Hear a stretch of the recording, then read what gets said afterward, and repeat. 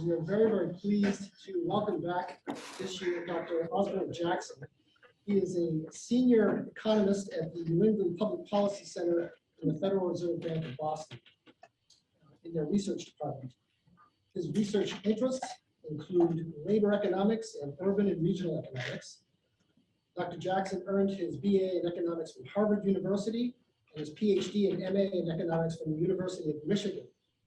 Before joining the bank in 2015, he was an assistant professor of economics at Northeastern University. So we're very pleased to welcome back Dr. Osborne Jackson.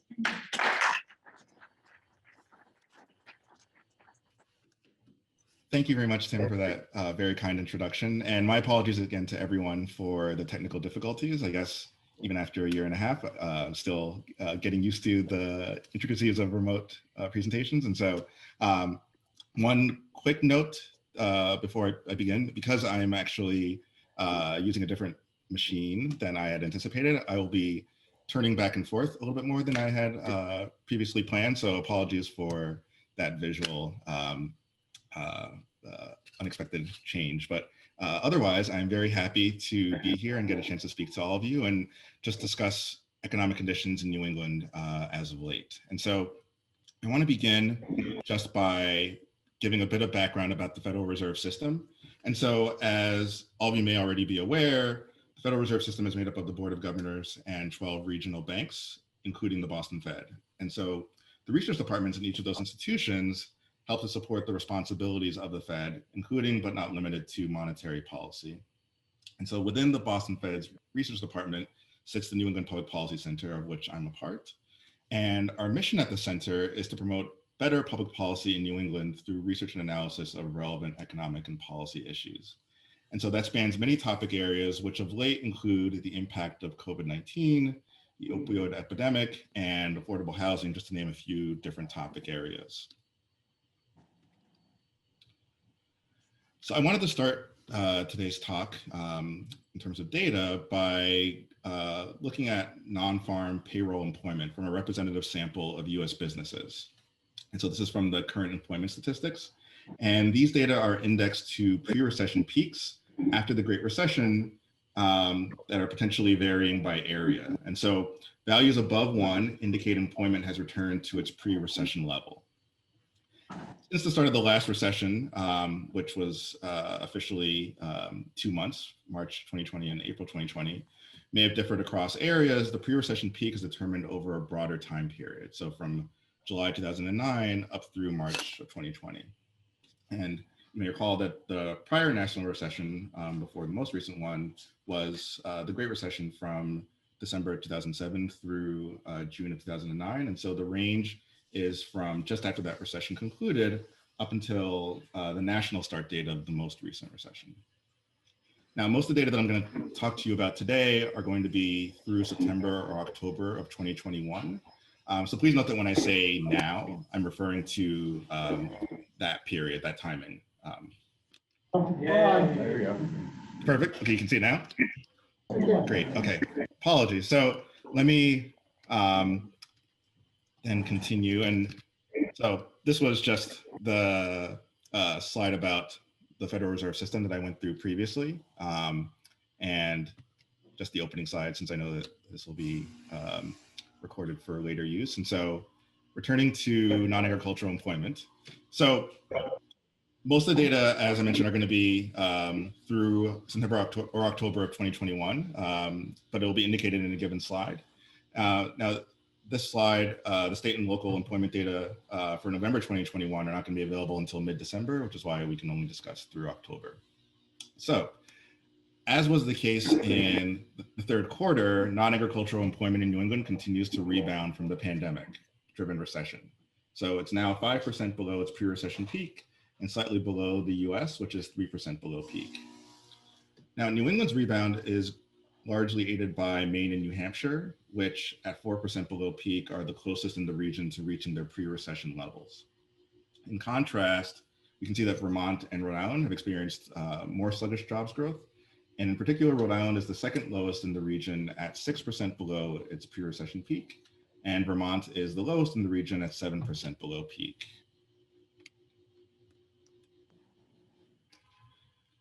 Now, if we turn to employment growth and further dig into it by looking at growth rates, we can look at this table of growth rates. And in this table, annual long-term trend is the average annual year-over-year growth for the 1984 to 2019 period. So this is after the 1981 to 1982 recession.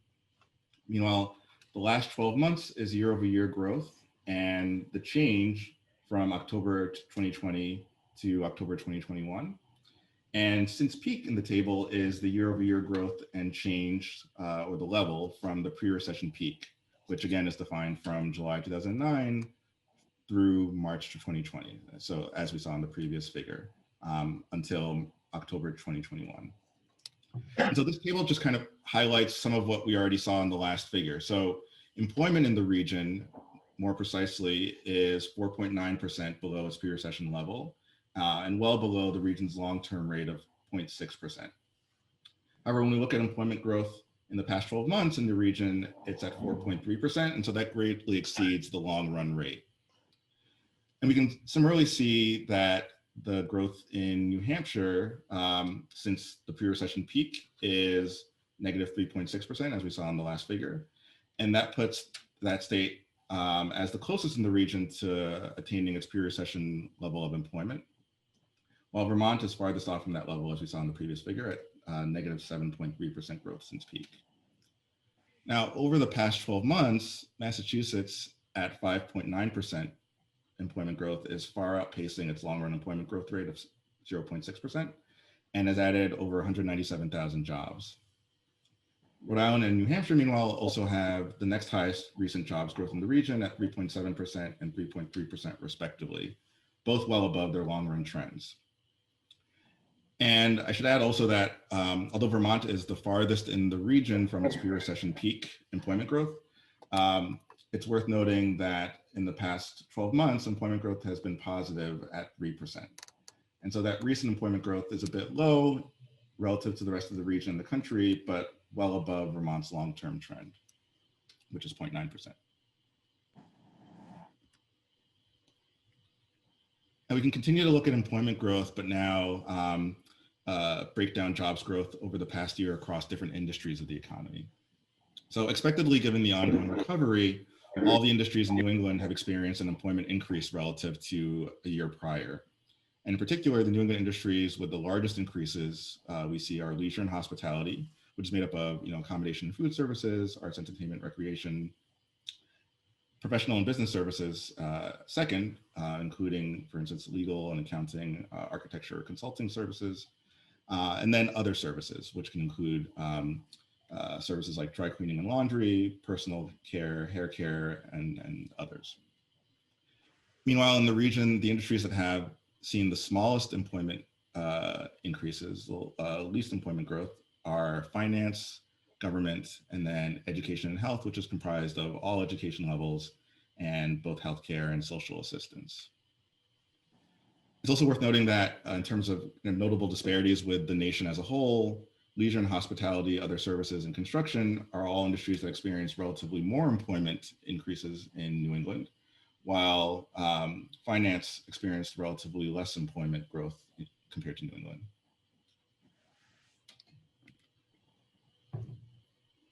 And continuing on with looking at employment growth by industry, we can break this down further by state rather than just the country and the region as a whole. And here I'll just focus on New Hampshire's employment growth, both across industries as well as relative to other states in the region. So we can see that there's a lot of variation in employment growth, not only within New Hampshire across industries, but also for a given industry, comparing New Hampshire to the other states in the region. Now, within New Hampshire, the strongest employment gains as a rate are in leisure and hospitality, which are in the next slide here. And this is not surprising given that this was the hardest hit sector within as a result of the pandemic and the subsequent recession. But additionally, beyond leisure and hospitality, we see that there are strong employment gains in other services, which is on this slide, as well as in the information sector. And information is comprised of publishing, motion picture and broadcasting, telecom, data processing, and other information services. In contrast, we see that the slowest employment growth in New Hampshire exist within construction and manufacturing.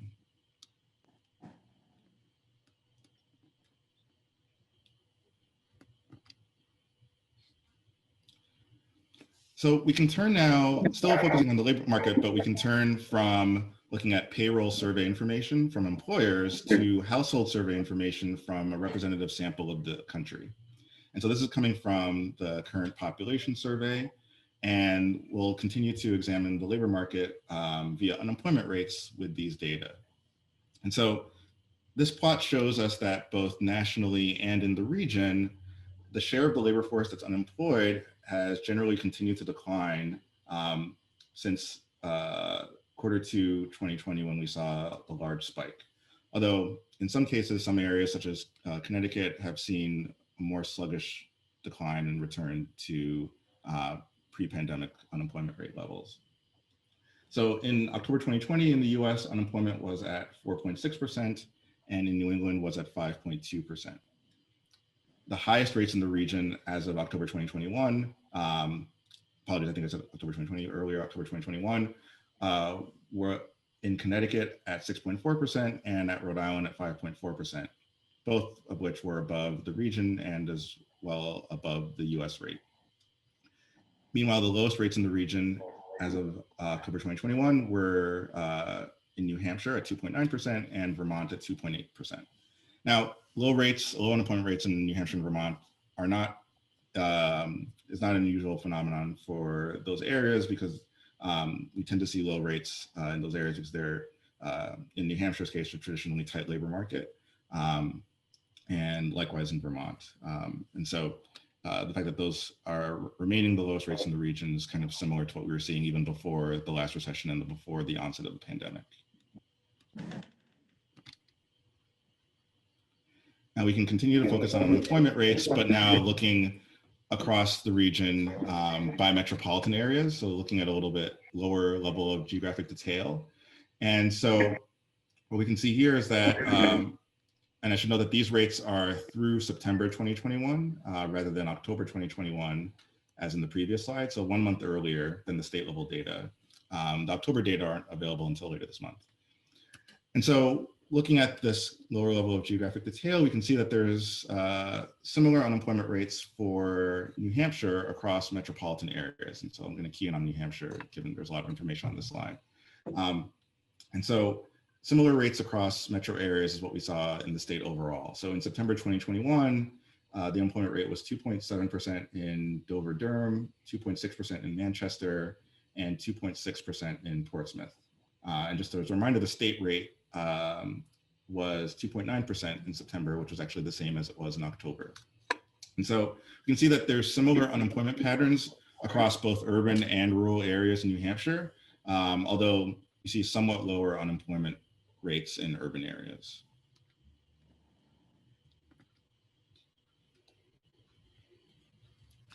Now, the fact that unemployment is declining, we generally take as a signal of the ongoing recovery. However, we might still worry that the previous unemployment rates that we were seeing in that decline might be in part masking changes in the labor force that are contributing to statistics that are less positive. In particular, the unemployment rate is the number of unemployed as a share of the labor force, which is the employed plus the unemployed. And so we'll see unemployment rates declining if unemployed workers are getting employed, but we'll also see unemployment rates declining if workers are leaving the labor force. And so those are going to have very different implications for the economy. And so we want to know which mechanism is present in driving the patterns that we observe. And so we can look at labor force participation, which is the number of people in the labor force as a share of the civilian non-institutional population that's 16 and over. And so this is the share of the population that's actively seeking work or working. And so we can see from this picture that there are high labor force participation rates for New Hampshire and Vermont traditionally.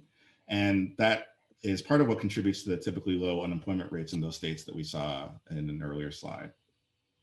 Now, in terms of recent patterns, labor force participation has indeed fallen since the onset of the pandemic and the most recent recession. So therefore contributing to some of the decline in unemployment that we have been observing. In particular, Massachusetts is currently, or at least as of October 2021, the highest participation rate in the region at 66%, followed by New Hampshire at 65.6%. However, in both of those cases, those participation rates are several percentage points below what we saw before the last recession and the start of the pandemic. And that's notable given that this is a measure that, as you can see from the picture, tends to move relatively slowly.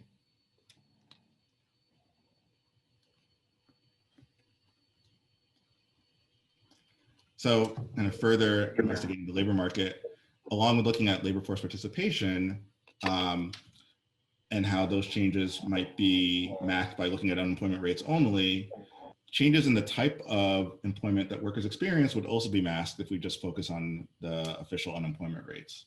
So for instance, somebody changing from full-time employment to part-time employment would result in the same official unemployment rate, even though that person would have become less attached to the labor market for some reason.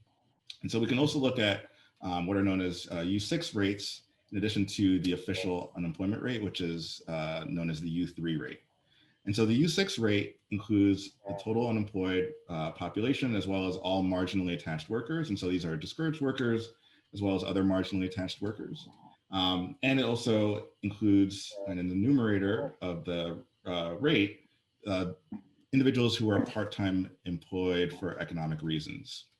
And all that is a share of the relevant population, civilian labor force, all marginally attached workers, and then who are, some of whom are in the numerator. And so the difference between this rate, or one difference between this rate and the official rate, is that those individuals who are employed part-time for economic reasons are now part of the numerator, whereas in the official rate, they're only part of the denominator because they're working and we don't make a distinction between whether it's part-time or full-time. And so with that in mind, we can see from this plot that, expectedly the U6 rates are higher than the U3 rates. And these are 4-quarter averages, so it's somewhat smoothed over time. But overall, despite, that difference in, the actual numbers, the patterns are generally the same. And so we see that Connecticut, Rhode Island, and Massachusetts have the highest rates in the region, while Maine, Vermont, and New Hampshire have the lowest rates in the region. And in particular, Connecticut, Rhode Island, and Massachusetts have rates that are above the US, while Maine, Vermont, and New Hampshire have rates that are below the US rate. And focusing on New Hampshire in particular, New Hampshire has the lowest U6 rate of the region at 6.9%.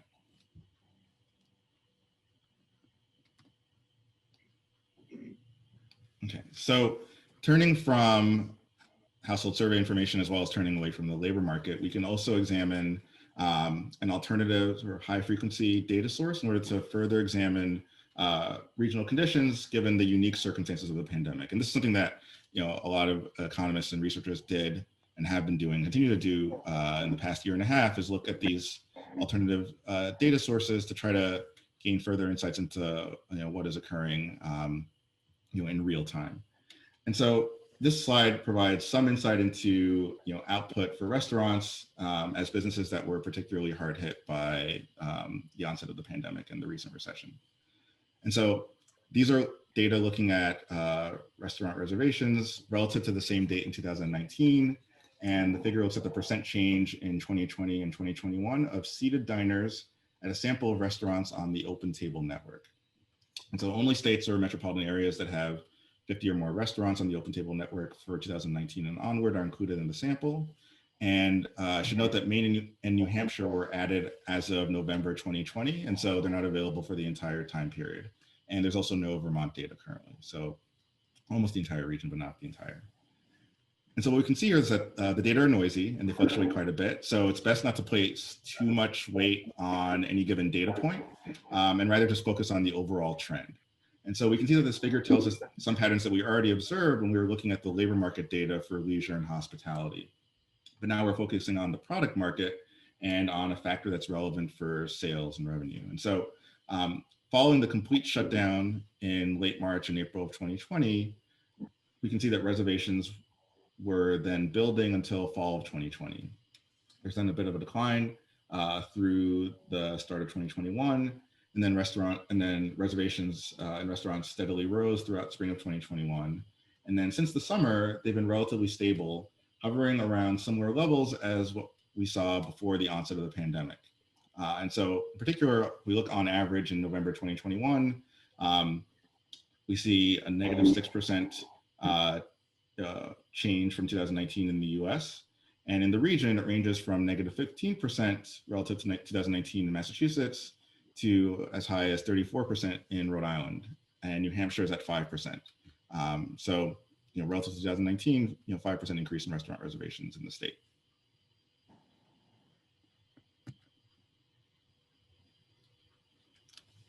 Turning now to consumer price index, we can continue to examine output, but look at how the prices of goods and services have changed using year-over-year growth in CPI for the US and for the region.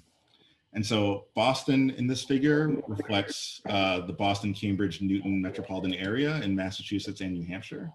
And this is the closest thing we have to the New England region. Data for the Northeast are available, but that also covers New York, New Jersey, and Pennsylvania. And so here we're examining data through September 2021, since the Boston data are only available every other month. So recent inflation in the US and the region has been high. And in particular, in September of 2021, the US was at 5.4% and the Boston metro area was at 4.0%. And even though we don't have October data for Boston, the region, we do have the US data more recently. And so in October of 2021, inflation continued to increase by even more. The US rate was 6.2% at that time. Now, the rates I just mentioned include food and energy prices, and those prices tend to be more volatile. And so I'll touch on inflation that excludes those prices, which we call core inflation in the next slide. But the last thing I'll mention from this slide is that the last time that we saw price growth that was comparable to what we're seeing now was during the Great Recession in 2008. So it's been over a decade. Now, breaking down inflation a bit further, we can look at components of the consumer price index. And so in addition to inflation for all items, as I mentioned, when we omit food and energy prices, looking at core inflation, we can see that in September 2021, it was lower both in the region and in the nation. Now, core inflation was still above 2% in both cases, but in the region, in those Boston data, it was still below 3%. So more definitely mitigated when we're focusing just on core inflation and excluding food and energy prices. Now, it's also worth noting that you can see that there's been a high degree of inflation for transportation and fuel and utilities.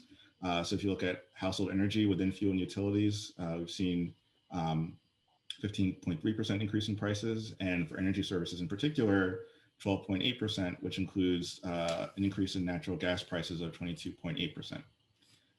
Meanwhile, motor fuel has seen large increases both in the country and in the region, and that's within transportation, and their price increases were 42.6%.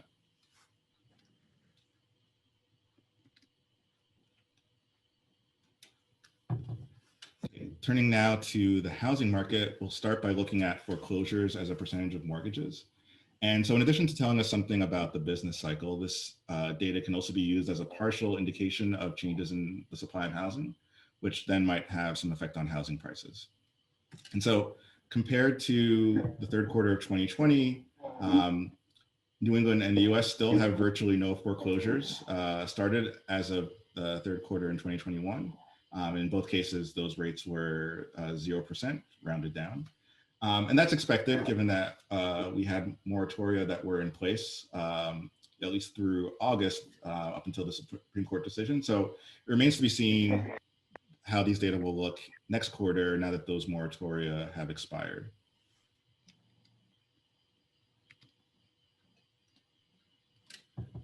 We can now examine or also examine home prices and see how those have changed through year-over-year growth in the repeat sales home price index in the US and in the region. And this is the price of the same property being sold repeatedly over time. These data are from the Federal Housing Finance Agency, so regulating Fannie Mae and Freddie Mac. And this reflects single family home prices from purchases, so excluding refinance appraisals. So we can see from this chart that housing prices continue to appreciate notably for New England and for the country, with New England exceeding the US as of the third quarter of 2021. In particular, in the US, there was 18.5% growth in housing prices. And that's up from a year prior when it was 8.2% at the same time in third quarter of 2020. And in New England, we see that house price growth is 19.3% as of quarter 3, 2021, which is up from 8.5% a year prior.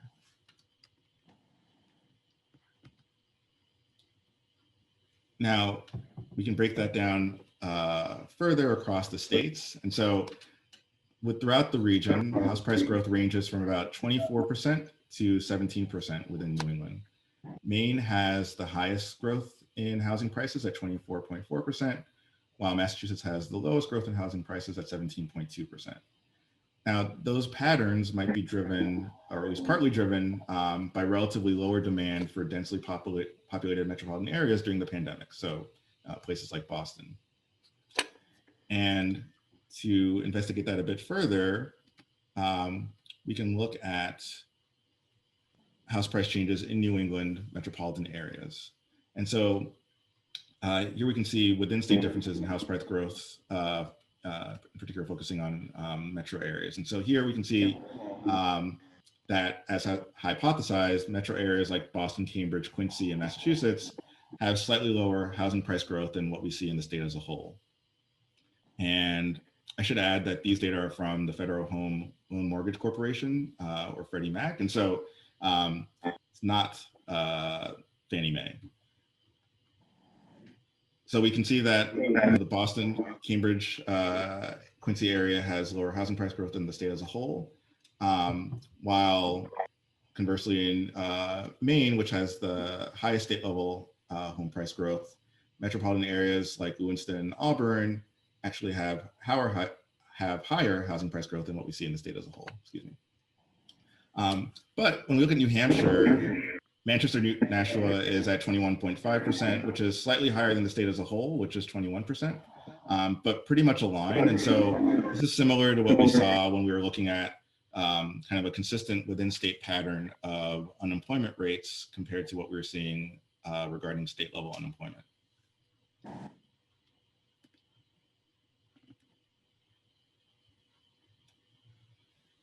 Okay, and then lastly, we can look at consumer confidence as measured by the Consumer Confidence Index from the Conference Board. And this is a monthly survey of 5,000 households. The base year in these data is where the index equals 100, and that's 1985. And that's chosen because it was neither a peak nor a trough in the business cycle in the midst of a recovery period following a recession. So what we can see from this figure is that the index plummeted during the Great Recession and was rising steadily until it fell again during the most recent pandemic-driven recession. It then persisted at that declined level throughout the rest of 2020, and then subsequently we saw the index increasing in 2021, albeit with some fluctuations. So as of October 2021, the index was at, consumer confidence was at 113.8 in the US and 117.9 in New England, so relatively higher in the region. And we can break that down a bit further, looking at the index in terms of both its present and future components. And the average of the index values for questions on current business and employment form the present situation index, while the average of index values for questions that relate to future business, employment, and family income form the future expectations index. And so consumer confidence in both the US and New England has increased compared to 1 year prior. Nationally, that figure went from 101.4 to 113.8 as previously stated. And regionally, we saw an increase from 85.1 to 117.9. So again, those values are meaningful really only in terms of thinking about them relative to the baseline. And so in the region, it changed from being below that 100 baseline level in fall of 2020 to being above that 100 baseline value in fall 2021. Both nationally and regionally, we also saw that the increase was largely driven by greatly improved sentiment about the present situation. So consumers feel much better about where things are currently. However, when we think about and look at how consumers feel about the future, feelings are slightly more optimistic than they were a year ago in New England, but not very different. The values there are 85.9 1 year prior and 90.3 now. And those expectations in the country as a whole have actually fallen slightly. It's also worth noting in terms of those regional figures that New England is below 100 still. And so this indicates that expectations about the future are relatively lower than they were in 1985 when we were kind of mid-recovery following the 81-82 recession.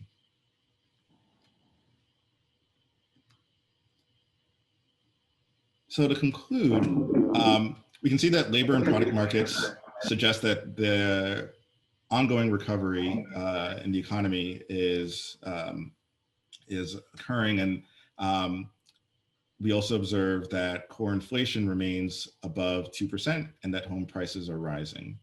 Consumers appear to be confident about the present, but expectations for the future are more modest, and that could be driven by a variety of factors, some of which are expectedly related to ongoing uncertainty surrounding the public health situation. Okay, well, thank you very much, and I'm happy to take any questions that anyone has. Thank you, Dr. Jackson. We do have some time for questions if anyone wants to jump in, or I'm happy to kick this off. My question to you, and thank you very much for that information. That was very detailed. Your best guess looking forward. Where do you think we're going with inflation? What do you think is going to happen over the next 12 to 24 months? That is It's an opinion. It's a completely fair question. It's a question that I will answer very carefully. I can't speak to where things are going in terms of any kind of forecast. I mean, I think what I can discuss are some of the factors that have us where we are at the moment, and some of which, or all of which, might be already known to everyone in the room. And so, it's very much a market-driven, supply-demand story. And so, we have in some cases, increased demand for goods relative to services, in part driven by the pandemic. And so, that decline that we saw in leisure and hospitality, restaurants, sporting events, travel, those services and other related services tend to be down. And so there's kind of relatively higher demand on tangible goods, and because that's tied to the public health situation, it's a bit hard to know how that will evolve over time, until we get more information on things like vaccine rates, emerging variants, which is an ongoing situation. And so that's part of where the difficulty lies in trying to kind of predict outward. And so that's just one factor on the demand side. And then on the supply side, as everyone is aware, there are supply chain matters and issues that are kind of ongoing and need to be worked through. And so those twin factors coinciding, have us where we are now with very high prices, and how those evolve moving forward. It's difficult to say. There are measures being implemented both federally and at the state and local level to try to help things along on the supply side, and factors on the demand side evolve differently as well. But it's certainly not a situation that and this is taking Chair Powell's words, so not really my own, not a situation that would be seen as something at the moment that would be permanent. But how and when it will start to decline, it's not for me to say. But I think that measures in coming months will likely affect what we'll tend to see regarding inflation rates moving forward. The questions from the audience, and also those joining us virtually have the opportunity to ask a question as well. Same question, more from a research perspective than a forecasting perspective. 4 or 5 months ago, it seemed that the consensus of economists were in a position where, well, inflation's transitory. It really is going to fall back in line. My sense today is that the consensus, that there's less of a consensus at least, or perhaps the consensus gone the other way to say that inflation is perhaps not transitory. Is that a fair observation of economists generally on the subject of inflation? Thank you for your question. And I mean, I would say that, recent remarks from Chair Powell encouraged perhaps a shifting away from the usage of the term transitory. And I don't think that was, per his own statement, due to the fact that there's any belief of, there being necessarily a permanent scarring effect now, but rather just that the word transitory can be interpreted differently depending on who is hearing the term. And so I think that, at the moment, it's not that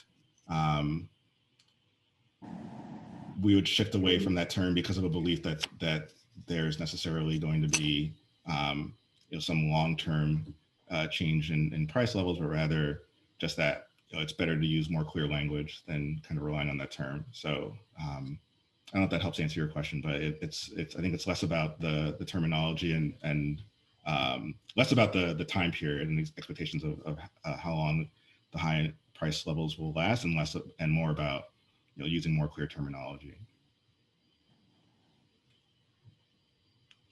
Shifting gears, my friend Byron Chandler and I have been talking about the labor market. You had a lot of great slides on workforce and labor market. And my simple question, and maybe this one's unfair too, but where did all the workers go? It's like they just went away, and I'm wondering, are they sustaining themselves? Those that are not getting back in, but where did they go?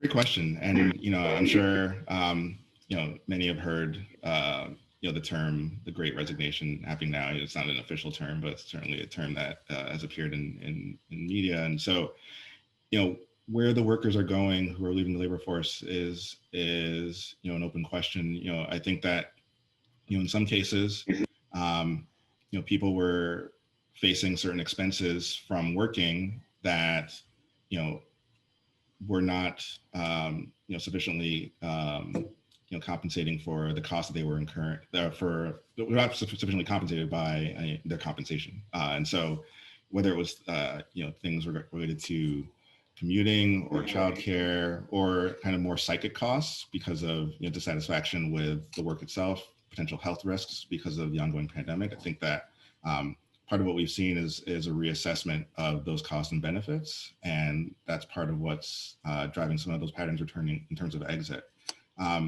Now, as far as how people are sustaining themselves, I think that that's part of the story. So you may be losing some of that labor income that you're earning, although people might be getting pension income, but you're also potentially lowering some of those costs that are incurred by working. And so it's not necessarily the case that you're worse off by having left the labor force. It's also possible that given reduced expenses, some of which we were just talking about during the pandemic, people have some increased savings as well, and that might be helping sustain them during a period when they're out of the labor force. And some of these exits may not prove to be permanent. So I think it remains to be seen, what kind of longer run labor force participation looks like. And some of these exits might be people leaving the labor force in order to acquire more education or other skills in order to acquire or transition into different careers based on a reassessment during the pandemic of what kind of work they want to be doing. And so to answer your question, I think that there's sort of a variety of factors that might be explaining where people are going, but some of them might also just be early retiring, and I think there's some anecdotal evidence about that as well. A number of stories that I think increased time we'll learn more about what people were doing and if some of them end up coming back. Looks like we have a question from one of our virtual guests. It says, what does history tell us about effects of inflation on nonprofits? Does giving rising costs keep up with it or something else? That is a good question that I don't have, a very specific answer to in terms of the effect on nonprofits in particular. I think that, I will say that,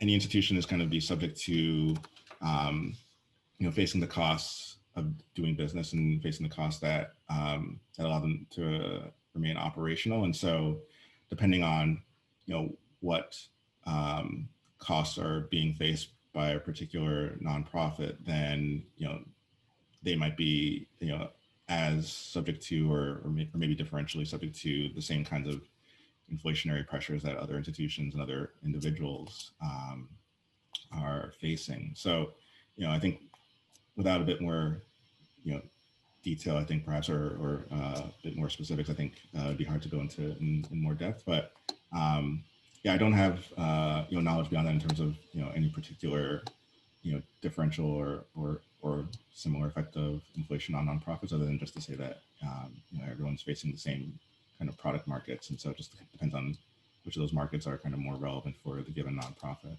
and their day-to-day work. Other questions? Yes.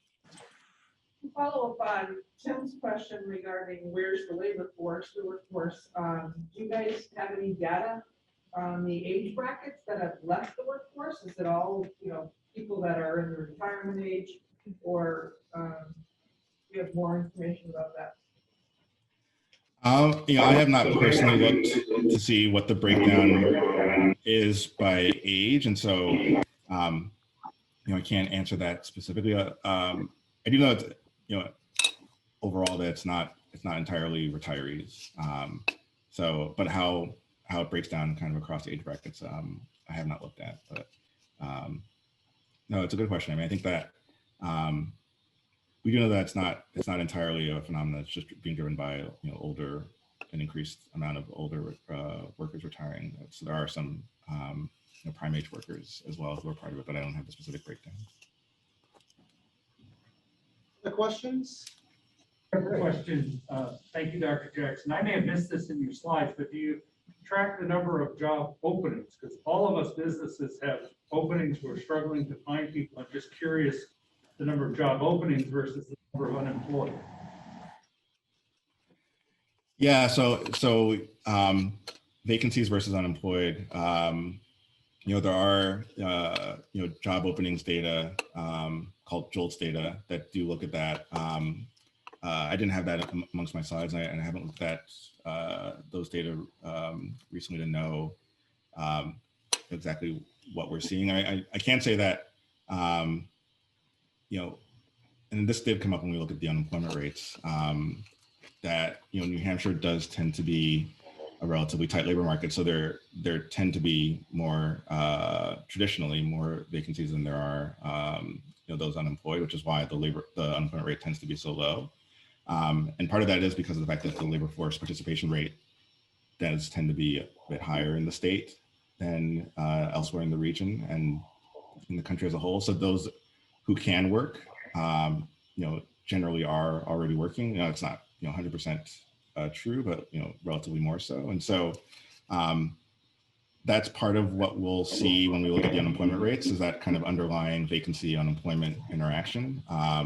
But no, to your question, I didn't have anything on jobs posted in particular, vacancy versus the unemployment. But it's there in terms of what we see with unemployment rates. Coming up at the top of the hour, if anybody has a last question they'd like to throw out, they can do so now. Seeing another question, Dr. Jackson, thank you so much for being with us again. We really appreciate your time and your expertise. Thank you. Thank you all very much. And apologies again for the technical difficulties. I appreciate everybody's patience. And I hope everyone has a great rest of the day. You as well. Thanks for joining us. Thank you. Thank you, Tim. So thanks again to Eversource for supporting this program. We're very grateful for your ongoing support to the Greater Conference. For all of you here today, both virtually and in reality. So thanks, and we'll see you in another chamber.